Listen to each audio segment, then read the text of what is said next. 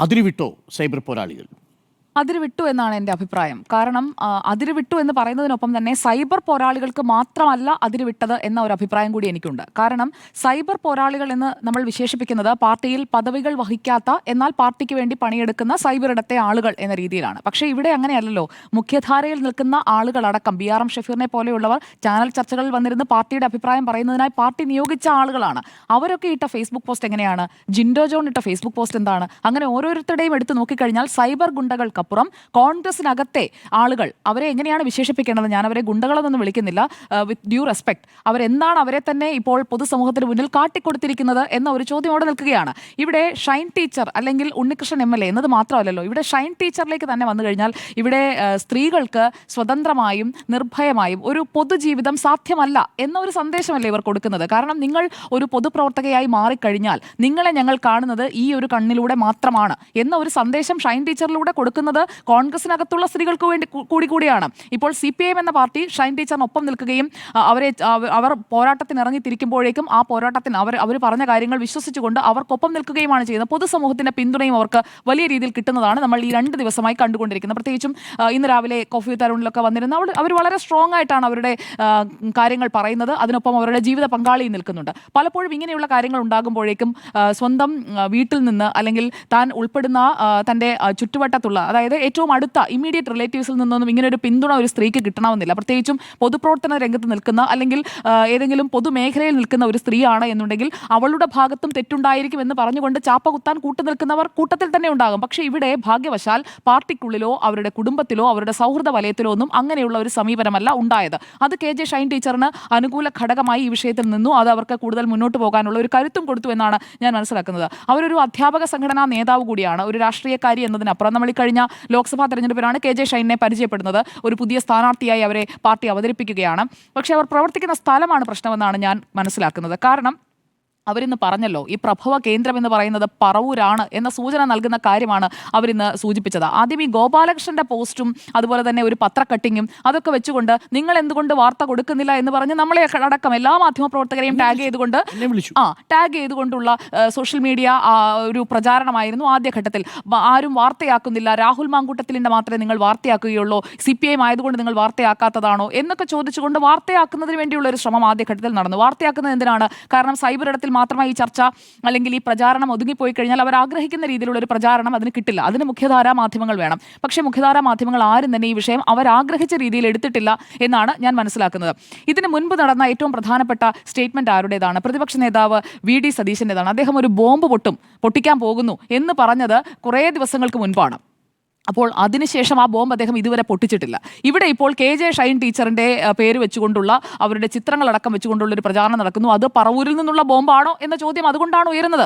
അല്ലാതെ ഇല്ലാത്ത ഒന്നും ആരും ആരുടെയും തലയിൽ കൊണ്ട് ഇടുകയല്ല. ഇവിടെ ബോംബ് പൊട്ടുമെന്ന് പറഞ്ഞിട്ട് പിന്നെ കൈ കഴുകിയിട്ട് കാര്യമില്ല, എന്താ എല്ലാം എൻ്റെ നേരെ വരുന്നത് എന്ന് പറഞ്ഞ് നിഷ്കളങ്കനായി നിന്നിട്ടൊന്നും ഒരു കാര്യവുമില്ല. അങ്ങനെ ഒരു കാര്യം, ഒരു സ്റ്റേറ്റ്മെന്റ് ഒരിടത്ത് നടത്തിയിട്ടുണ്ടെങ്കിൽ അത് ഫർദർ പിന്നീട് ആളുകൾ എടുത്ത് കോട്ട് ചെയ്യും. ഇതാണോ നിങ്ങൾ ഉദ്ദേശിച്ച ബോംബ് എന്ന് ചോദിക്കും. കാരണം അത് ചോദിക്കാനുള്ള കോണ്ടെക്സ്റ്റും അവിടെയുണ്ട്. രാഹുൽ മാങ്കൂട്ടത്തിൽ MLAക്ക് എതിരെ ഉയർന്ന ലൈംഗിക ആരോപണത്തിൽ അയാൾക്കെതിരെ നടപടിയെടുത്തു, നിങ്ങളായിരുന്നെങ്കിൽ അങ്ങനെ ചെയ്യുമായിരുന്നില്ല എന്ന് പറഞ്ഞുകൊണ്ട് മറുഭാഗത്തെ തുടർച്ചയായി ആക്രമിച്ചുകൊണ്ടിരിക്കുന്ന, പ്രത്യാക്രമണം തീർത്തുകൊണ്ടിരിക്കുന്ന ഒരു VD സതീശനെ നമ്മൾ ആദ്യഘട്ടത്തിൽ കണ്ടതാണ്. അതുകൊണ്ട് തന്നെ ഇത് പൊട്ടിച്ചതിന് പിന്നിൽ അദ്ദേഹത്തിന് പങ്കില്ല എന്ന് അദ്ദേഹം പറയുന്നുണ്ട്. ഞാനത് വിശ്വാസത്തിലെടുക്കുകയാണ്. കാരണം VD സതീശനൊന്നും ഇത്ര മ്ലേച്ഛമായ മലീമസമായ ഒരു രാഷ്ട്രീയ പ്രവർത്തനം നടത്തുന്ന ആളാണ് എന്ന് ഞാൻ കരുതുന്നില്ല. പക്ഷേ ഇവിടെ അത് ഷൈൻ ടീച്ചറിന് കൂടി വിശ്വാസമാകണം. കാരണം ഇത് എവിടെ നിന്നാണ് വന്നത്? ആരുടെയും ഒരു പിന്തുണയില്ലാതെ എങ്ങനെയാണ് കോൺഗ്രസ് സൈബർ ഹാൻഡിൽ, അതായത് UDF ഓൺലൈൻ തുടങ്ങി സൈബർ ഇടത്തിൽ UDFന് വേണ്ടി കോൺഗ്രസിന് വേണ്ടി പണിയെടുക്കുന്ന ഹാൻഡിലുകളിൽ ഏകദേശം ഒരു 80%, 100 ഉണ്ടോ എന്ന് എനിക്കറിയില്ല, 80% ഹാൻഡിലുകളിലും ഈ സംഭവം വന്നിട്ടുണ്ട്.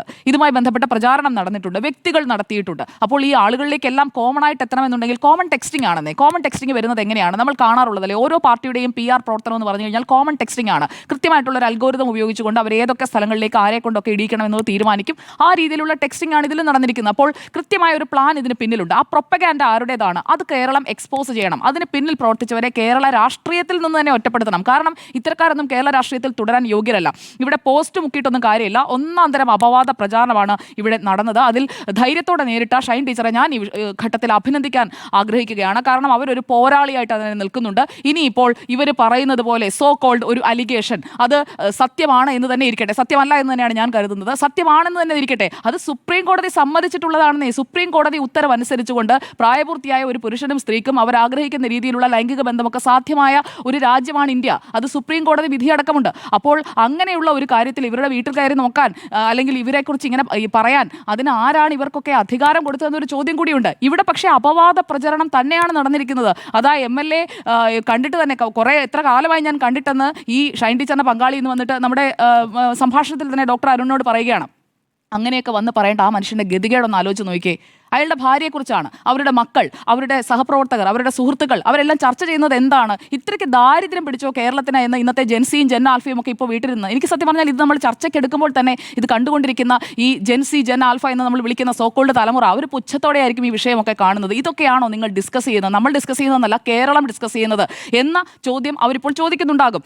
കാരണം ഇതൊരു സൈബർ അസഭ്യ ആക്രമണമാണ്, വെറും ഒരു ആക്രമണമെന്നല്ല, സൈബർ അസഭ്യ ആക്രമണമാണ് നടന്നിരിക്കുന്നത്. കാരണം ഇത് വലിയ രീതിയിൽ ആ സ്ത്രീയെ ബുദ്ധിമുട്ടിലാക്കിയിട്ടുണ്ട്.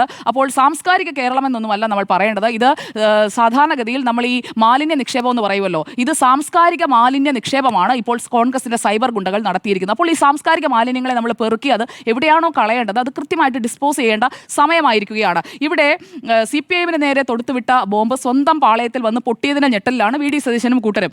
കാരണം വയനാട് ആത്മഹത്യകളുടെ ഒരു ഞെട്ടൽ അല്ലെങ്കിൽ അതിൽ നേരിടാൻ കഴിയാത്ത ഒരു പ്രശ്നം അവിടെ നിൽക്കുന്നുണ്ട്. സഭയിൽ 3 അടിയന്തര പ്രമേയത്തിന് പോയി അവിടെ കിട്ടിയ ഷോക്ക് അതവിടെ നിൽക്കുന്നുണ്ട്. ശരിക്കും എനിക്ക് തോന്നുന്നത് മുഖ്യമന്ത്രി പിണറായി വിജയന് ശുക്രദശയാണെന്നാണ്. കാരണം 3ാം ഭരണത്തിലേക്ക് ഇങ്ങനെയാണെന്നുണ്ടെങ്കിൽ കോൺഗ്രസ് തന്നെ നേരിട്ട് കൊണ്ടുവന്ന് ഇതാ നിങ്ങൾ പിടിച്ചോളൂ 3ാം ഭരണം, ഞങ്ങൾക്ക് പ്രതിപക്ഷത്തിരുന്നിട്ട് തന്നെ അത് തന്നെ ഹാൻഡിൽ ചെയ്യാൻ പറ്റുന്നില്ല, ഇനി ഭരണം കൂടി ഞങ്ങൾക്ക് ഹാൻഡിൽ ചെയ്യാൻ പറ്റില്ല എന്ന രീതിയിലേക്ക് എത്തിച്ച് പിണറായി വിജയന് 3ാം ഊഴവും കൊണ്ടുചെന്ന് കൊടുക്കുന്ന രീതിയിലേക്കാണ് കാര്യങ്ങൾ കൊണ്ടുവരുന്നത്. കാരണം നിയമസഭ സമ്മേളിക്കുന്ന സമയമാണ്, സർക്കാരിനെതിരെ ഉന്നയിക്കാൻ വിഷയങ്ങളേറെയുണ്ട്. ആഗോള അയ്യപ്പ സംഗമം എന്ന് പറയുന്ന ഒരു ഹോട്ട് ടോപ്പിക്ക് മുന്നിൽ നിൽക്കുകയാണ്. അതിന്റെ തലേ ദിവസം ഇവിടെ ചർച്ച ചെയ്യുന്നത് എന്താണ്? ഇന്ന് ആഗോള അയ്യപ്പ സംഗമത്തിൽ സർക്കാരിനെ പ്രതിരോധത്തിലാക്കുന്ന മലബാർ ദേവസ്വം ബോർഡിന്റെ ഫണ്ട് കൊടുക്കാനായിട്ടുള്ള നീക്കമടക്കം ചർച്ച ചെയ്യേണ്ട സമയത്ത് നമ്മളടക്കം എല്ലാ മാധ്യമങ്ങളുടെയും പ്രധാനപ്പെട്ട 1, 2, 3 സ്ഥാനങ്ങളിൽ നിൽക്കുന്ന മാധ്യമങ്ങളുടെ പ്രൈം ടൈം ഡിബേറ്റ് എന്നാണെന്ന് നോക്കിക്കഴിഞ്ഞാൽ ഇതാണ് ഈ സൈബർ അസഭ്യ ആക്രമണമാണ്. അപ്പോൾ അതിലേക്ക് ആ വിഷയത്തെ മാറ്റിയിരിക്കുകയാണ്. അതിന്റെ ബെനിഫിറ്റ് ആർക്കാണ്? അതിന്റെ ബെനിഫിറ്റ് പിണറായി വിജയൻ സർക്കാരിനാണ്. അപ്പോൾ മുഖ്യമന്ത്രിക്ക് കിട്ടുന്ന ബോണസ് ആണ് ഈ പറയുന്ന ഈ ആക്രമണങ്ങളെല്ലാം. അതെല്ലാം മുഖ്യമന്ത്രിക്ക്, CPIഎമ്മിന്, ആ പാർട്ടിക്ക് വലിയ രീതിയിൽ ഗുണം ചെയ്യുന്നുണ്ട്. ഇനിയിപ്പോൾ കോൺഗ്രസിലേക്ക് വരാം. കോൺഗ്രസിൽ എറണാകുളം DCC അത് ഡിവൈഡഡ് ആയി കഴിഞ്ഞിരിക്കുന്നു എന്ന് വേണം മനസ്സിലാക്കാൻ. കാരണം DCC പ്രസിഡന്റ് പറയുന്നതും മറ്റ് നേതാക്കൾ പറയുന്നതും എല്ലാവരുടെയും ഈ വിഷയത്തിലെ ടേക്ക് എന്താണെന്ന് എടുത്തു നോക്കിക്കഴിഞ്ഞാൽ അത് ക്ലിയർ ആയിട്ട് നമുക്ക് മനസ്സിലാക്കാൻ കഴിയും. അതിനിടയിലൂടെ കൃത്യമായ രാഷ്ട്രീയം പറഞ്ഞു പോകുന്ന ഒരു കോൺഗ്രസ് നേതാവിനെ കൂടി ഞാനിന്ന് കണ്ടു. അത് രമേശ് ചെന്നിത്തലയാണ്. രമേശ് ചെന്നിത്തല മുഖ്യമന്ത്രി അവകാശ ലംഘനം നടത്തിയിരിക്കുന്നു, സഭയിൽ പറഞ്ഞ 144 പോലീസുകാരെ പിരിച്ചുവിട്ടു എന്ന് പറയുന്നത് തെറ്റാണ് എന്ന് പറഞ്ഞുകൊണ്ട് നിൽക്കുന്നു. അതോടൊപ്പം വയനാട്ടിൽ പോയി വോക്ക് അഗെയിൻസ്റ്റ് ഡ്രഗ്സ് എന്ന് പറഞ്ഞുകൊണ്ട് ലഹരിക്കെതിരായ അദ്ദേഹം നടത്തിവരുന്ന പ്രക്രിയ തുടരുന്നു. അതാണ് രാഷ്ട്രീയം, അതിന്റെ പേരാണ് രാഷ്ട്രീയം. ആ രാഷ്ട്രീയം നടത്താൻ അറിയാത്തവർ ഇപ്പുറത്ത് ഈ സൈബർ ആക്രമണം, എന്തിനാണ് എന്നെ ആക്രമിക്കുന്നത്, എന്തിനാണ് എൻ്റെ വീട്ടിലേക്ക് മാർച്ച് നടത്തുന്നത് എന്ന് ചോദിച്ചുകൊണ്ട് ഇങ്ങനെ നടക്കേണ്ടി വരും. അതല്ല രാഷ്ട്രീയം. കേരളം കാണേണ്ട രാഷ്ട്രീയം രമേശ് ചെന്നിത്തല ഒരു ഭാഗത്ത് ചെയ്യുന്നുണ്ട് എന്നത് കോൺഗ്രസ്സുകാരെ ഞാനൊന്ന് ഓർമ്മിപ്പിക്കുകയാണ്. ഇനി ഈ സെക്സ് സ്കാൻഡൽ ആണല്ലോ, നമ്മൾ സെക്സ് സ്കാൻഡൽ ചർച്ച ചെയ്ത വേളകൾ ലോകരാഷ്ട്രീയത്തിലായാലും കേരള രാഷ്ട്രീയത്തിലായാലും ഇന്ത്യൻ രാഷ്ട്രീയത്തിലായാലും ഒക്കെ പലതവണ നമ്മൾ കണ്ടിട്ടുണ്ട്. പക്ഷേ അതൊക്കെ ഒരു ബേസ് ഉള്ള അലിഗേഷൻസ് ആണ്. ഇതൊരു ബേസ്ലെസ് ആയിട്ടുള്ള ഒരു അലിഗേഷൻ. അത് ഒരു കോർണറിൽ നിന്ന് തൊടുത്തുവിടുകയും പിന്നീട് അത് എല്ലാവരും അങ്ങ് അതിൻ്റെ മെറിറ്റ് എന്താണെന്ന് പോലും നോക്കാതെ അങ്ങ് ഏറ്റെടുക്കുകയും ചെയ്യുകയാണ്. ഇവിടെ എനിക്ക് ഒറ്റ കാര്യം ചോദിക്കാനുള്ളൂ. ഇങ്ങനെ കെട്ടിച്ചമച്ച ആരോപണങ്ങൾ കൊണ്ടുവരുന്നത് കൊണ്ട് നിങ്ങളുടെ തന്നെ വിശ്വാസ്യത നിങ്ങൾ എന്തിനാണ് കോൺഗ്രസിനെ നഷ്ടപ്പെടുത്തുന്നത്? CPIഎമ്മിൻ്റെ ഉള്ളിൽ നിന്ന് വന്നതാണെന്ന് പറഞ്ഞിട്ട് ഏതെങ്കിലും തരത്തിൽ ആരെ കൊണ്ടെങ്കിലും എന്തെങ്കിലും ഒന്ന് ഇവർക്കെതിരെ പറയിപ്പിക്കാൻ ഇതുവരെ കഴിഞ്ഞോ? അഥവാ പറയാൻ കഴിഞ്ഞോ? ഒന്നും വരുന്നില്ല. അപ്പോൾ പിന്നെ എവിടെയാണ് CPIഎമ്മിൻ്റെ ഉള്ളിൽ നിന്ന് വന്നതാണ് എന്നുള്ള വാദം നിൽക്കുക? ഇത് കോൺഗ്രസ്സുകാർ ശരിക്കും പെട്ടുപോയിരിക്കുകയാണ് ഈ വിഷയത്തിൽ എന്നാണ് ഞാൻ കരുതുന്നത്.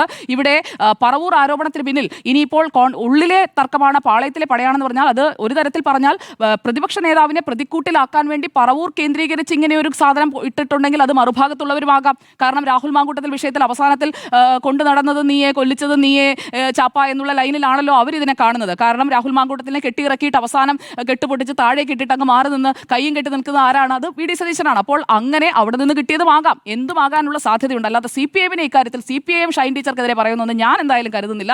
ഇവിടെ സ്ത്രീ വിരുദ്ധതയുടെ ഒരു ജീർണിച്ച രാഷ്ട്രീയം എന്നതാണ് ഷൈൻ ടീച്ചർ ആദ്യം ഇതിനെക്കുറിച്ച് പ്രതികരിച്ചത്. അത് തന്നെയാണ് ഇവിടെ നടന്നുകൊണ്ടിരിക്കുന്നത്. ഇതിൽ സ്ത്രീ വിരുദ്ധത നല്ല രീതിയിലുണ്ട്. ഒരു സ്ത്രീയെ പറഞ്ഞു കഴിഞ്ഞാൽ, ഒരു MLA-യുമായി ചേർത്ത് പറഞ്ഞു കഴിഞ്ഞിട്ടുണ്ടെങ്കിൽ തങ്ങളുടെ MLA-ക്ക് നേരെ വന്ന ആരോപണത്തിന്റെ മുനയൊടിയുമെന്ന് നിങ്ങൾ വിചാരിച്ചെങ്കിൽ നിങ്ങൾക്ക് തെറ്റിപ്പോയി. ഇത് കേരളമാണ്. ഇവിടെ സ്വന്തം നഗ്നത മറയ്ക്കാൻ വേണ്ടി മറ്റൊരു തന്റെ മുണ്ട് പറിച്ചെടുക്കാൻ നോക്കിയതാണ്. പക്ഷേ സ്വയം നഗ്നനായി അവിടെ നിൽക്കേണ്ട ഒരു അവസ്ഥയിലേക്ക് പോയിരിക്കുന്നു എന്നുള്ളതാണ്. ഇവിടെ ഇപ്പോൾ ലൈംഗിക ദാരിദ്ര്യമുള്ളവർ സ്വന്തം സംതൃപ്തിക്ക് വേണ്ടി ഇങ്ങനെ കഥകളൊക്കെ ഉണ്ടായി സ്വയം ഇങ്ങനെ ഇക്കിളിപ്പെടാവുന്നേ ഉള്ളൂ. അതൊന്നും കേരളം ഇഷ്ടപ്പെടുന്നില്ല. കേരളം ആഗ്രഹിക്കുന്ന രാഷ്ട്രീയം വികസനത്തിന്റെ രാഷ്ട്രീയമാണ്. നിങ്ങൾക്ക് അങ്ങനെയുള്ള പ്രോഗ്രസീവായിട്ടുള്ള ഒരു രാഷ്ട്രീയത്തിലേക്ക് കൊണ്ടുപോകാൻ പറ്റുമെങ്കിൽ നിങ്ങൾക്ക് അധികാരത്തിലേക്ക് വരാം. അല്ലെങ്കിൽ അടുത്ത ഊഴത്തിലും പ്രതിപക്ഷത്തിരുന്ന് അടിയന്തര പ്രമേയത്തിന് നോട്ടീസ് നൽകേണ്ടി വരും. ഈ സൈബർ പോരാളികൾ അതിരുവിട്ടു, അവരെ അതിരുവിടുന്ന രീതിയിലേക്ക് എത്തിച്ച രാഷ്ട്രീയക്കാരും കുറ്റക്കാരാണ് എന്നതാണ് ഈ വിഷയത്തിലെ എൻ്റെ ടേക്ക്.